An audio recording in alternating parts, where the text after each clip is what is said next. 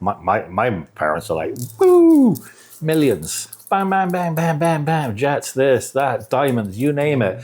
Just the right amount so they could die with nothing. So, I mean, if you look at the surface of it, the most selfish MFers ever. Yeah. My dad, the similar thing. My dad was like, oh, business, died. You know, you just think, come on, man. Really? That's your master plan? Mm-hmm. My dad the same. Even practically till the last 3 years of his life, he was still holding on to the prayer, literally, that everything would come back to him somehow. And it shaped the way it shaped our upbringing. And very often that you see that reflecting in your upbringing. Because I promised myself 3 or 4 things that I would never ever do with you that my dad did with me. One of them is lie. Actually, I was going to say, we'll go in, that's one of my next questions. You know how Mom and I are incredibly strict with the never lying to anybody. And it's because of that. Because my dad, whether he wanted to or not, he lied to us for a long, long time. You know, he not in the lying sense of, you know, I have money when we didn't. It was more in the these are the moral values that I expect you to follow. But I'm gonna be obsessed with money all my life, and I'm gonna do anything to try to get money for free from people so I can keep a certain lifestyle. Right? For me, that's lying, really. And yet he was telling us, be meek. You know, don't be obsessed with money because it's not the answer, right? And I always promised myself that in your case, I would give you the freedom to that, and I would never tell you, don't worry about money. Yeah. I mean, I think the thing to not give ourselves too much credit for anything is it's a fairly common cycle of life that you try and be different to the bits you didn't like about how you were raised. Yeah. It's a fairly common thing, isn't it? If you came from the rough thing, you want to have nice things for your kids. If you have nice things, then you want to make sure your kids learn the values. You know, you're always compensating for something. So the best we can hope to do for you guys is to not overcompensate so much that you then react to that by doing the opposite again. You know what I mean? Like my dad didn't have enough ambition. I wish I had more. Which is a worry that every parent has. And that's it's sort of some. You know, my father gave me one piece of advice, and it was at the time it was the lamest piece of advice I don't remember ever given me. I put it in a drawer till I was about 40, I think. Yeah. And maybe it's because it was lazy advice, but it has been the most valuable advice I've had, I think. And that is, everything in life is a balance. And it's broad enough, like a horoscope, to say, yeah, that means me. You know, that I can see why. But it really is, as in that is not too much of this, not too much of that, not too much work, not enough work, not too much love, not enough love, etc. And he was right about that. The irony is he didn't do it himself. He just did 100% work and then died. Yeah. It's true. If he would have followed his own advice, he would have had a bit of balance, had a little bit of enjoyment, a little bit of work, a little bit of this, a little bit of that, a little bit of family. But yeah. I took that advice of my dad, saying, you know, you got to be meek, don't worry too much about money. And then I thought, that's a great advice, and I'm also broke. I'm a budding artist. You know, that pain is what's gonna bring the art out of me. Yeah. You know, and by the time I was 35. I realized it was crap, you know, but it was too late by then. You know, by the time, it's like, okay, I'm 35. What do I got to show for it? I got to start working now. Yeah. Right. And a lot of that I blamed on my dad.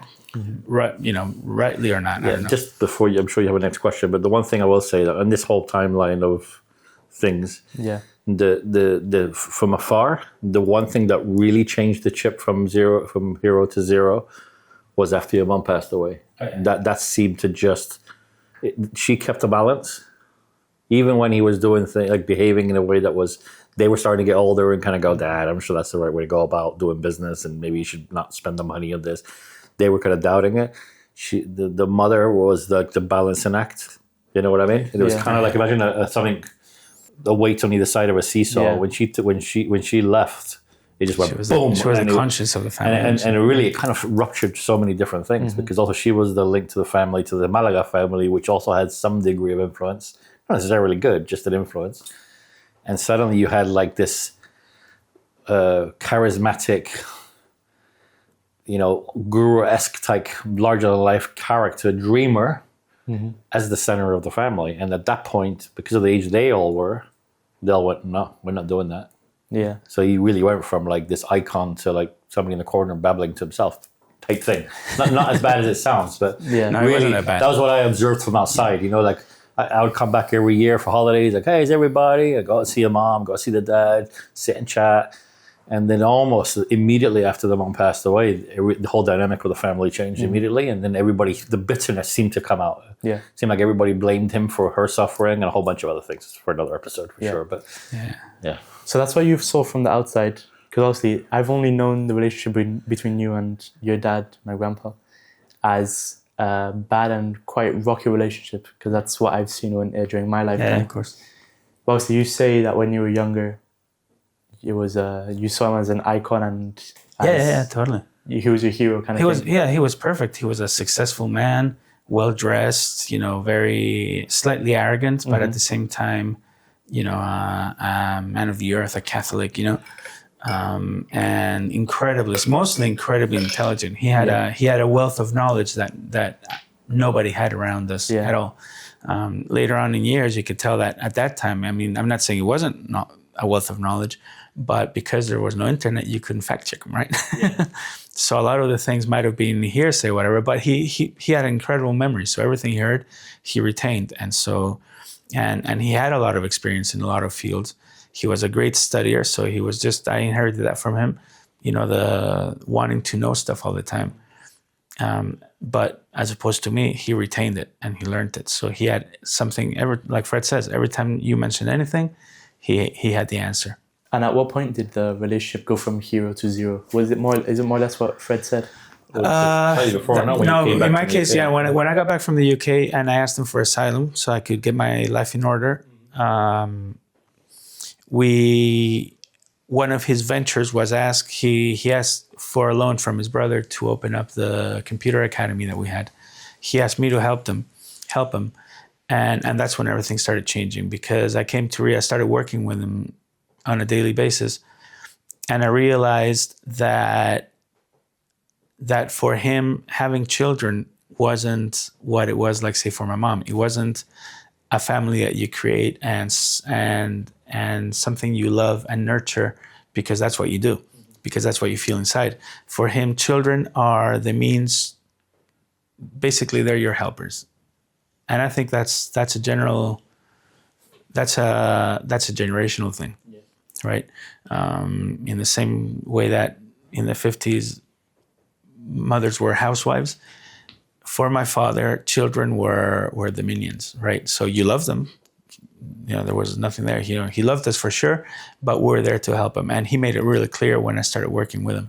That's he said, I expect you to run the business with me, and I expect you to do this, and you're my son, and you're not going to get paid. And you're not going to paid, or you're going to get paid whenever I can. He's 20 something, so yeah. By that time I was like 26 or something, and I'd been earning my own living for quite a few years already, right? So I said, okay, I'll do this. What's in it for me? He says, well, there's nothing in it for you. The love that you have for me. I'm like, okay. Well, how's that work? He's like, well, because, and then he talked about God. And that's when it started happening. It all finished one night. I mean, it sounds really petty, but for me, it was a breaking point. I remember distinctly one night, it was New Year's Eve. My sisters were going to a party. It was raining. And I had my own plans, but my dad said, drive your sisters to their party or whatever they're going on. I said, I can't because I'm late. And I was thinking, well, why don't you drive them? Right. And plus, I think I had a couple of beers or something, and I just didn't want to drive. And eventually, we had an argument. And the final bit of that argument, he said, I shouldn't have to ask you to drive your sisters. And I said, well, if you don't ask me, I'm never not going to know that that's what you want. And he said, a father should never have to tell his son what he wants. The son should always know, right? That was a moment where I said, oh my God, this is not the guy I thought he was.